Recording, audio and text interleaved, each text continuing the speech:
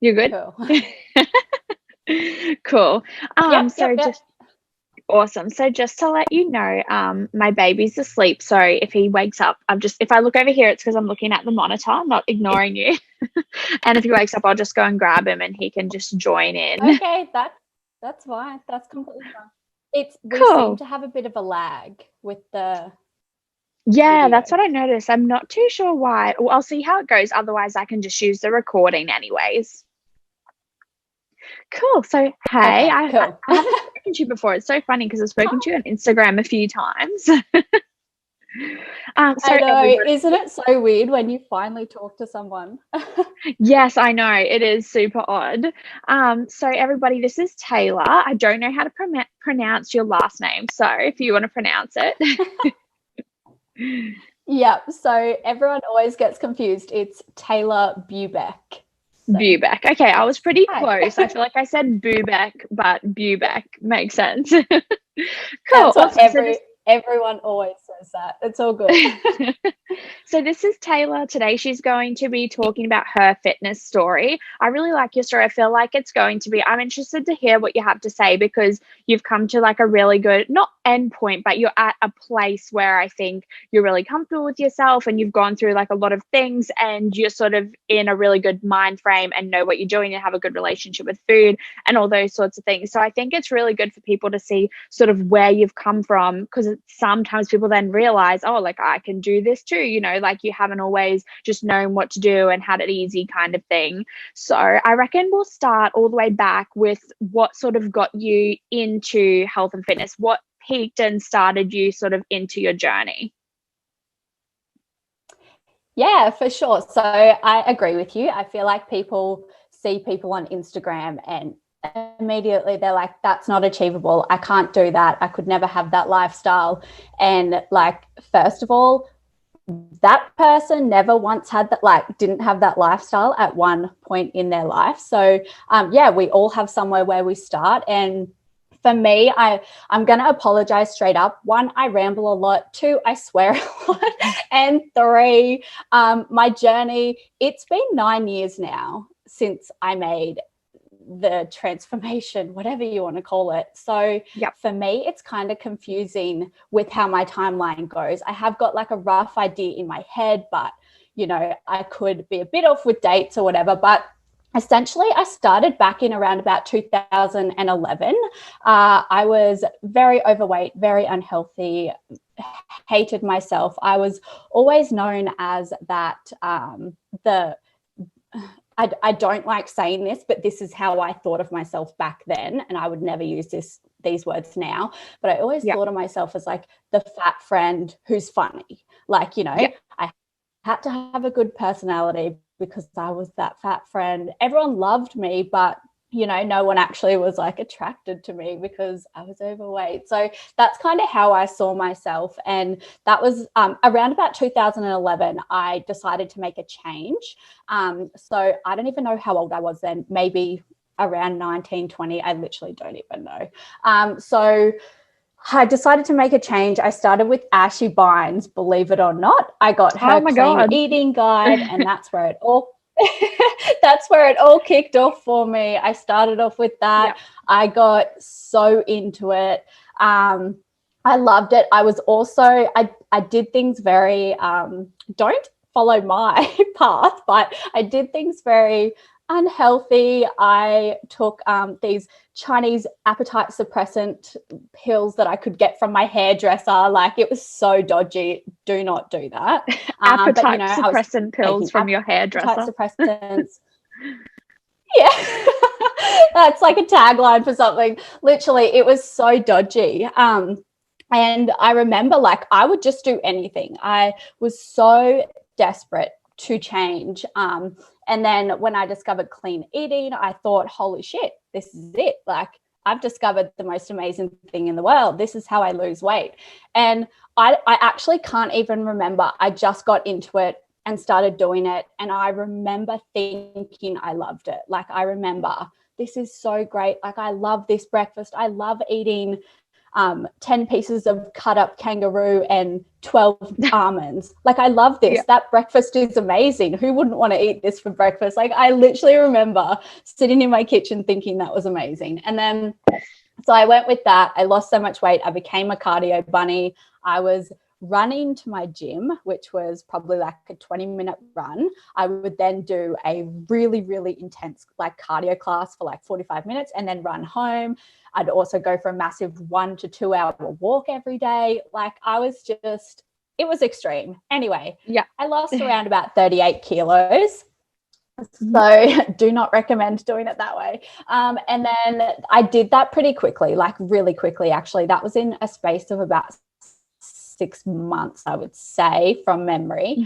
And then, like I kept with that for a while, a few years. And then in roughly, so that was 2011, roughly 2014 is when I actually discovered flexible dieting. There was a girl at my local ASN who offered macros. And I was like, what is this? I've never heard of this. Like, what the heck? And I was like, well, this was when it was first becoming like known on social media. And I think already back had an account following me.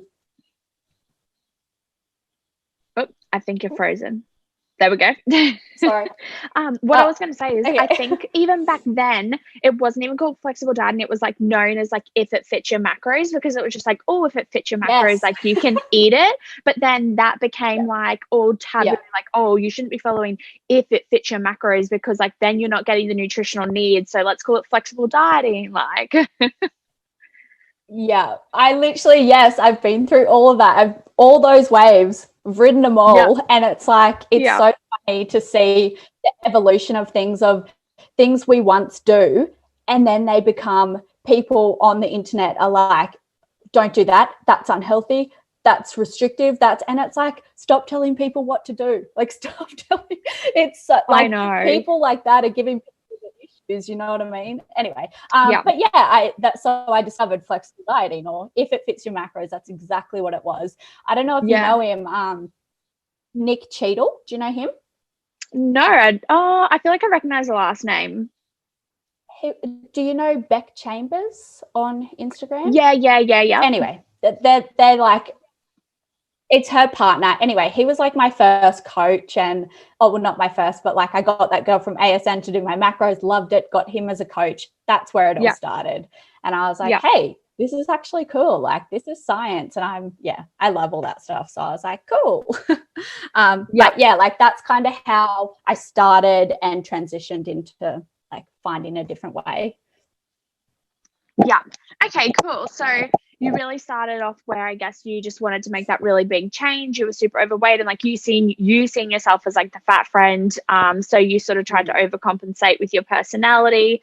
And then you make that change, obviously. So I noticed that's a thing, like everyone seems to go through that, like the bad way of doing it first, and get in like such a rough headspace and things like that. And then they're like, try and fix it. So, and like you said, I like that it's like a long transformation. Like you said, this is 9-10 years. It takes time to build those things. You know, you've built confidence within your body, you've built your relationship with food, but that doesn't happen like within a few months. It's taken time. You've learned from multiple people. Okay, cool. So obviously since then now you've been doing flexible dieting. And so run us through like what a full day of eating might be for you, because I think like that might surprise some people. Do you know what? I don't really have like a standard full day of eating. I'm so sporadic. I'm such a go with the flow type person. It could literally look like anything in the world. I'm not a breakfast person. Don't like it. I'll come back to this, but one thing that you said was how it was such a long transformation. And like, even though I started tracking macros in 2014, I literally have so many ups and downs within tracking macros until now that has like shaped my life I abused it at the start, and my day of eating at the start was like 3 tubs of ice cream a day just because I could fit them, like, you know, and that's where that whole like, people abuse it, and you do. When people start out, if they don't have the right education, which I didn't, I had no education, I just learned it off Google. So I was like, I can eat ice cream. So I did, like, I've had so many ups and downs, and I've been through like binge eating disorder and everything like that, which that's hectic. And anyway, like I'm good now, but my full day of eating now, honestly, I don't have rules for myself. I don't say I have to eat this or anything. I love like I'll give you an example. So like while I was away at the coast, you know, just say I don't eat breakfast, so then like, you know, I'll have a carrot or a piece of fruit just at like 10, 11 o'clock or something like that. And then I'll have like a massive chicken salad. I don't know if you follow me, you know, I'm obsessed with chicken Caesar salads. They're just my thing. I don't know what about them. But so like I'll have, you know, a massive chicken Caesar. I always get like extra chicken and all that. And then I don't know, in the afternoon, I might have like a protein shake, some yogurt and protein, some berries and protein. I'm obsessed with what is it called? I'm obsessed with like no sugar yogurt, protein powder, massive bit of thing of berries, and peanut butter. It's like my favorite meal ever. So like and a then yogurt I'll have bowl. like dinner, which will be essentially. Sorry, I told you I ramble. I'm like, no, that's okay. Explain unnecessary details. No, I like it. I think and then dinner I get like and then for dinner I get the macro meals like that are just like pre-made. I get them, so I have 2 of them for dinner, so I'll just pick 2 different ones, and then I'll have like for dessert I'll have some Cruskets with avocado throughout the day sometime, and then at dinner dessert I'll have some kind of like protein mug cake with toppings to fill it up. So that's just a random day. It's so different. It's really hard to like say exactly what it is, but I just eat what I want essentially. If I want chocolate, like I'll order it on Uber Eats at like 8 o'clock at night. Like I'm very flexible with what I do. So I've made it into like I've gotten to the point where things that people consider stuff ups and, you know, that would ruin their progress or they shouldn't have done that. I'm at the point where I'm like, that is my healthy. Like I literally put a thing on it this morning on my Instagram, like that is my healthy, is having times where I stuff up or don't track or, you know, like have a week where I just eat complete shit. Like to me, that's my healthy, where I have that balance and I just always get back on track. Like no matter what, I always get back on track. So that's kind of where I'm at. So you don't punish yourself, obviously, when you have time off from tracking or you eat something that you want, which I think, like you said, like that is a healthy mindset. That's a healthy relationship with food. And you're also at a place where you're happy with where your body is at. So you can be, I think, a little bit more flexible as well if you're not trying to like achieve a pretty serious goal or whatever. So I like generally, I don't know about you, but I say like, okay, tighten up when you're trying to really achieve certain goals. So tighten up when you're tracking, be a bit more accurate, and try to keep with it best you can. Whereas then when you're just going through a bit of a maintenance phase or you want to have a bit of relax time, that's a time when if you feel like having something, have something. If you're going to eat out, you don't always have to track it when you're eating out, like things like that. I don't know. Would you agree with that? Yeah, for sure. I completely agree with you. And I'm at the point now where, because it's been 9 years, which I only just realized yesterday when I was trying to think of my timeline for you, I thought it was like 7 or 8, but it's been 9 years now. So I'm at a point, I do not look at my body and really have many thoughts towards it. I look at my body and I'm neutral. I'm like, that is what it is. I'm 28 years old. I'm not getting up on a fucking stage. That's not my goal. If it was, I could do it back when I was stricter, but that's not what I want for myself anymore. Now. I just want to be normal for me, whatever normal is to me.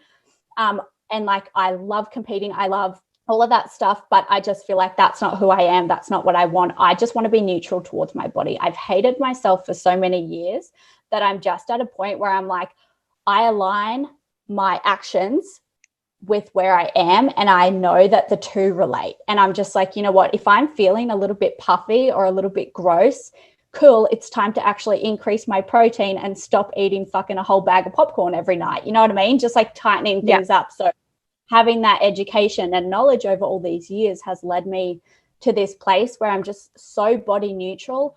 I rarely look in the mirror and look at my body. And sometimes like I'll look in the mirror and just be like, oh, like, damn, I wish I had, like, you know, I was leaner. And then I'm like, okay, cool. And then go about my day. Like, I don't give things any more thought. I'm just like, yeah, cool, that's a thought. And then on I go. Like, so I feel like having the education, exact same as you know when you can tighten things up a little, you know when you can be at maintenance and enjoy a little bit more. Yeah. And so what would you say, so we got to your point where sort of you had learned macros and you started tracking and going on with another coach and that. So how would you say you got from the point where I guess you're a bit more abusive of the macros, which is completely normal. And you know what, if someone has to be a little bit like that to learn to track and understand food, I think that's completely okay. But how did you get sort of from that side of the journey and then to that area where you felt you had more of a healthy relationship with it, eating a bit more nutritional food, that sort of thing?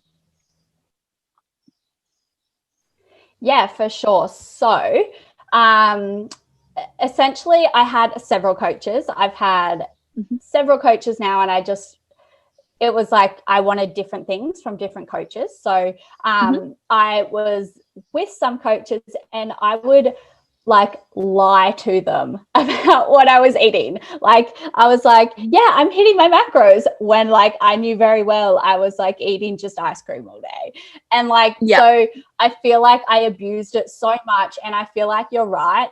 It's a good lesson to learn. Like it's a really good lesson to learn. You may not want to go through it, but I feel like a lot of people do. And I feel like it's a really good lesson to actually experience and go through. Not healthy, but like, you know, good for you. But I feel like my point was I started to study PT and nutrition for myself because I got to a point where I was like, I'm just fascinated with it. And I really had a love for it. I was going to the gym. I was so into the gym. I was so into macros, hitting them dead on. And like I got to a good place where I was hitting them dead on. And I was like, I need to learn more about it. Like I can know more about this and do it myself. Why should I keep needing a coach? So I studied PT. I did a diploma in nutrition online through the UK. And then I think just from learning and getting the knowledge, it really helped me.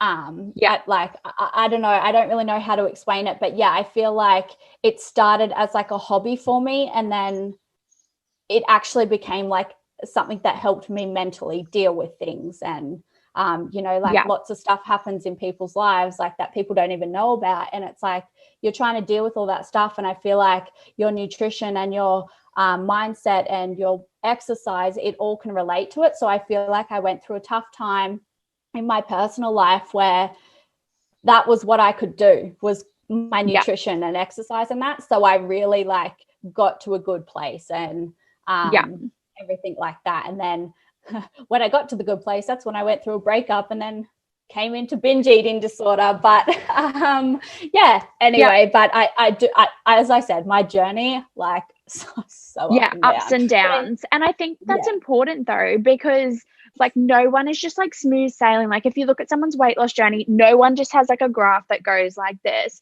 Like there's ups and downs. Even like when you were consistent and over like a couple months period, like generally it's just not like drop. Like you might go up one week and then you've come down lower than what you were the week before. Like people's weight's all over the place, and that's even like a long-term journey. There's times when you're going to be like working through, and when I say down, I mean I guess like someone who's working through a fat loss journey. So like they might go through a phase where they do lose some fat, but then they might go through a phase, like you said, you went into sort of a binge eating thing from your breakup. And so you might have gained through that, or whoever it may be. So I think it's normal to understand that there's times you're going to make great progress, and then there's times in your life that you might go a little bit backwards, take that step backwards, or just doesn't go the way that it plans. But like that's life. And overall, over the 9 years that you've had, even though your thing's gone like this, you've ended up on top from where you started. You know what I mean? Like, you've just gradually got better and better. Yeah. And so I have, would you mind if we go into your binge eating journey? Yeah, sure. That's completely fine. I do get a little bit worried talking about it sometimes because I don't want to say the wrong things because I only have my experience to go through. But for sure. If you have any questions or what you want me to cover, sure. Yeah, for sure. So I think, like, obviously it's important for everyone to know that this is just you purely talking about your experience. You're not giving any advice. You're not making any suggestions. It's important that they seek like their own professional help, just as that, you know, the disclaimer. Get that clear. Yeah. Cool. So obviously, it went from a breakup. And what do you think got you sort of starting binge eating? Was it a particular emotion? Was it like you were starving yourself and you were binging that way? Like, what sort of got it started? Yeah, so good question. Yes, it was for me, leaving my relationship. There was nothing, like, it wasn't even a bad breakup, which is the funny thing. It was actually a really good one, and we're still like on friendly terms, so it makes no sense. But I feel like the feelings of unworthiness came up for me, and it was like, you know, like I was in that relationship for like a good 5 to 7 years, so it was kind of like, why couldn't I make it work? What's wrong with me? You know what I mean? So I feel like those feelings of unworthiness, I'm not safe, I'm like, you know, no one's ever going to love me. And I think the feelings of, quote, like, this is just what I used to call myself, fat Tayla, in quotes, like those emotions came back up. And I felt like that person again. So, and I was like, you know what, like, no one's going to love me. Doesn't matter how skinny I get, like, you know, that has nothing to do with it. So I think it was just a lot of that coming up for me. And that's what, I've done a lot of courses and stuff into, a lot of like those kind of eating disorders and that. And I've done a lot of self-help courses. I've done a lot of courses learning about them and learning from like professionals just for my own sake. I'm not like qualified to deal with that. But I feel like doing all that as well helped me understand it and helped me move through it. And I have been through like 2 patches of it. It wasn't just a one time and then never got it again. Like, it's not like that. It's something that does stay with you, and you kind of have to know how to not let your thoughts control you. So that's where I'm at now, is that point of, I don't let my thoughts control me anymore. But that happened when I started that was around about 2016, I think, that I went through that. And so I had like a good, like, I don't know, 6-8 months of it. I gained 10 kilos in 2 months. So it was like pretty hectic. And then, I got like, once I started understanding it, got some help. I then lost all the weight again. I was really, really good with my nutrition again. I was really consistent again, back in the gym, loving it. Got a new boyfriend, and I was like, like, I'm feeling on top of the world. And I was like, all those emotions are gone. And then it came back again like a year later, and I was like, what the heck? Like, I thought I'd gone through all this. And then, so I think that was like maybe 2017. I'm really not sure. But anyway, so since then I have done that much self-development. It is like, my hobby is myself. Like, and anyway, I no longer struggle with it, but it is because I put in the freaking work of learning how to not let my thoughts control me. So it was a wild ride. It sounds like it. And I think that that's important. Like, the reason you've sort of found your way out of that is because you have done a lot of self-development. Like, development is so important if you want to improve your life, because the outside, like, of your life can't improve unless you're improving sort of on the inside. Like, you know, you're mentally, you have to heal things and everything like that. So you can lose the weight You can gain muscle, you can stick to your macros, you can get a different job and do all these different things, but you're never going to sort of go to that next level, I think, mentally, like your relationship with yourself and your body, and achieve the things you truly want to achieve unless you are sort of doing that self-development for yourself. Yeah, for sure. I I think it's feel like lagging. self-development should be the one thing that is taught in schools. Like, Yes, oh yeah, I yours actually is like going completely a bit agree. slow. I'm like making every second word. I'm like, yeah. Sorry about that. Yeah, I'm not too sure. The internet is lagging a little bit for me today. I'm having some issues. Okay, cool. So, and now, so obviously That's all you've good. come That's a good. I'm making it up. you've come a long way then obviously. Oops, I'm just going to grab my baby. 1 second.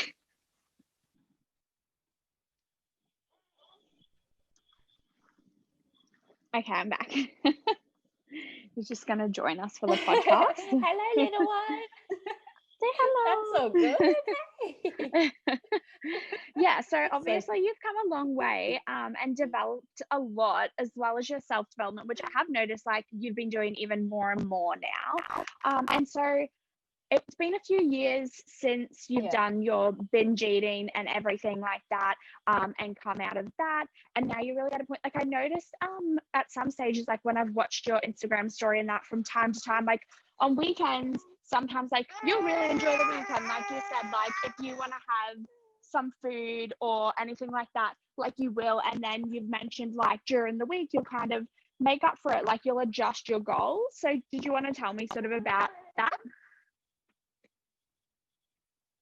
yeah, for sure. So I went through a very big stage last year, I think it was. Yeah, last year, where I was only tracking my weekly calories, and I just didn't really track macros at all, because it was just a season of my life. You talked about it earlier, like there's different seasons and you've got to adjust to them. And I didn't want to do it. So I was like, yeah, I'll track calories. Cool. So I did that. And then this year, I actually got a coach just for accountability. Like I obviously know what to do, but I like having someone there to like be like, yeah, you're doing the right thing, like go. So I Yeah. had a coach, or got a coach, sorry. And essentially I told him, I was like, look, to be compliant, like I literally need a high day on the weekends. Like I need it. I was like, you will not get me to be compliant if I don't have a high day. So essentially what I do is I eat like 100 calories less each day during the week, just so I can have a high day on the weekend. It keeps me Yeah. satisfied. It keeps me on track. I love it. Like it's a really good balance for me. Some people it doesn't work for. For me, I know I need it. Like otherwise I won't stay on track. Like just mentally I need Yeah. that. So I essentially just eat a little, like 100 calories less each day, which is like nothing. It's like, like one almond and then not really, Yeah. but like, and then yeah, I'll have a high day on the weekend. And look, I'm really not a big person into thinking about food. I don't like it. I Yeah. don't want, like, I love food, but like, I don't want to think about food. I don't want Yeah. my day to be thinking about it. I don't want it on my mind. I eat very similar most of the time. Always the same things, like just because I don't want that mental capacity and effort taken up with thinking about my food.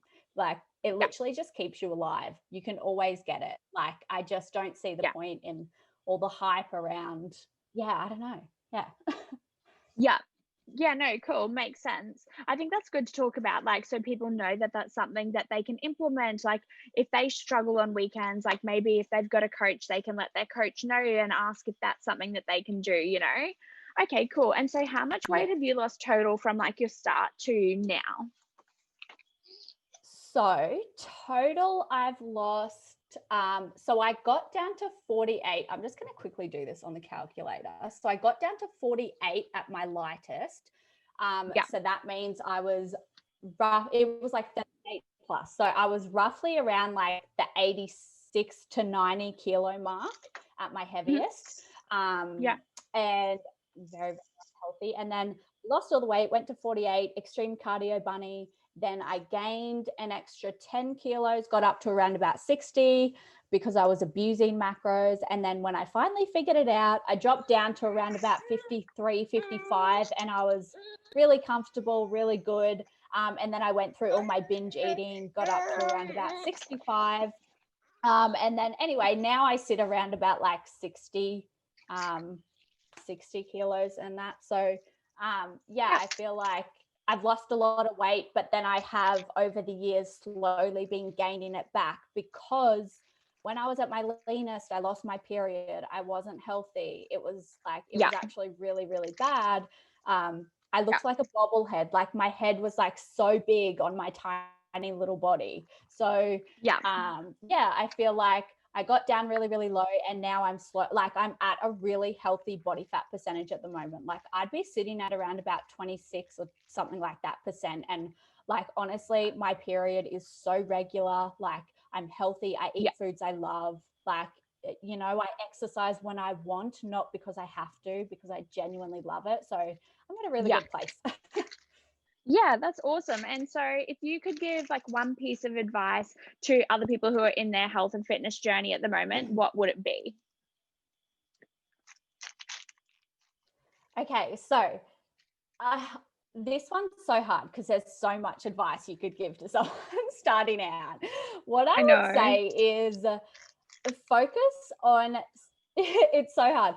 Focus on setting the foundations, making health and fitness a small fraction of your life, but something that is important in your life, and just something that you naturally do daily. So you need to make it a habit, and like to make habits at the start, putting in that conscious effort to get the habits built at the start, and eventually, well, I've talked about this on my stories, I have highlights on it, it's a really good chat, but eventually, like, I don't put any effort into health and fitness anymore because it's just who I am. So I have so much more energy to focus on everything else in my life. As I said, I don't want to think about food. So I don't have to now because I built the solid foundation. So just remember, like, anything new that you're trying to do, this is to anyone starting, you're going to have that friction period. We don't like new things as humans. Like, we try to push them away. It's just like we don't like anything that we don't know or we don't think is safe because we've never done it before. So the early stages of hard work and focus, like, you will feel that agitation stage of like stress and confusion and why am I doing this and that. But if you can lean into that, you will get to the concentration stage where you can like fall into it and trust it and really have those solid habits. So I kind of went on a ramble then, but I hope that it's like riding a bike, you know? So like, you at first learning how to ride a bike, you watch someone else do it, and then eventually you get the balls to get on the bike, and then you start pedaling, you fall off. You have to really think about pedaling and keeping your balance. You fall off again, but you just keep getting back on, and eventually you can get on a bike without even fucking thinking about it, and you can ride down the road. So if you've ever noticed how you're driving to the grocery store, and you get there and you're like, holy fuck, how did I not crash on the whole way here? Like, I didn't even think about where I was driving just then. It's because you've done it so many times, repeated it so many times. So I'm really into brain hacking and controlling like the way that you think and talk to yourself and your mindset. Like, mindset is fucking huge for me. So it's like my main focus with my clients. I love it. It's like I'm so passionate about it. So that would be my main piece of advice. Focus on that. Yes, I really like that. That is perfect. I think that is actually amazing advice. Well, thanks so much for coming on. I think your story will be really helpful to so many people and super relatable. And I know that heaps of people will really take something from this. I will let you know when it's coming up. So this is going to be going up, obviously, on the Australian Fitness Stories that's launching in the new year. And before we go, could you just tell everybody what your social accounts are in case they want to follow you or sort of check out your journey? Sure, for sure. So if you want to come and follow me, I am honestly the biggest like I just make fun of myself all day on my stories. So come watch me make an embarrassment of myself. I talk health, I talk fitness, mindset, like money hacks, everything like that. I'm literally just like all around anything in my life, I just share it. So my Instagram handle is at Tayla Bubeck _ you will find me, and my website is just www.taylabubeck.com. And I do have a free Facebook page as well. The link is in my Instagram bio. Anyone is welcome to join, and it's lots of educational content. So feel free to join. Cool. I don't think I'm in your Facebook group, so I'm going to join that too. Oh, come join. Yeah. Yes, cool. Come join it. It's a good group. Okay, awesome. Well, I'll pop those details as well in the description in case anyone didn't sort of catch that, so they can always find it there. And yeah, I'll talk to you shortly. Thanks so much for coming on. Thank you. It was so fun. Bye. Okay, bye. Bye.